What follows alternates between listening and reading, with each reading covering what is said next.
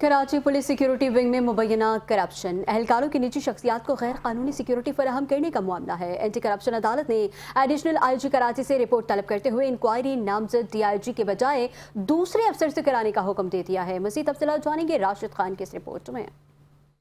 کراچی میں اسپیشل جج anti corruption محمد امین اللہ صدیقی کی عدالت نے کراچی پولیس کے سیکیورٹی ونگ میں مبینہ کرپشن، سرکاری اختیارات کے ناجائز استعمال اور 100 سے زائد پولیس اہلکاروں کو مبینہ طور پر غیر قانونی طور پر نجی شخصیات، کاروباری افراد، بلڈرز اور بااثر افراد کی سیکیورٹی پر تعینات کرنے سے متعلق دائر براہ راست شکایت پر اہم کارروائی کرتے ہوئے ایڈیشنل آئی جی کراچی اور دیگر متعلقہ حکام سے 6 اگست تک رپورٹ طلب کر لی۔ عدالت نے ہدایت کی کہ چونکہ متعلقہ ڈی آئی جی خود شکایت میں نامزد ہے، اس لیے انکوائری کسی دوسرے ڈی آئی جی سے کرائی جائے۔ درخواست گزار ایڈوکیٹ غلام اکبر جتوئی نے موقف اختیار کیا کہ S P security Mahmood Rajput, D I G security اور دیگر افسران کی مبینہ سرپرستی میں تقریباً 100 پولیس اہلکار نجی شخصیات کو سیکورٹی فراہم کر رہے ہیں اور اس کے عوض اہلکاروں سے 25,000 سے 1 لاکھ روپے تک مبینہ رشوت وصول کی جاتی ہے۔ درخواست میں الزام لگایا گیا کہ متعدد اہلکار سیکورٹی ریکارڈ میں ڈیوٹی پر ظاہر کیے جاتے ہیں مگر عملی طور پر نجی خدمات انجام دیتے ہوئے سرکاری تنخواہیں بھی وصول کر رہے ہیں، جس سے قومی خزانے، پولیس کی کارکردگی اور عوامی سیکورٹی متاثر ہو رہی ہے۔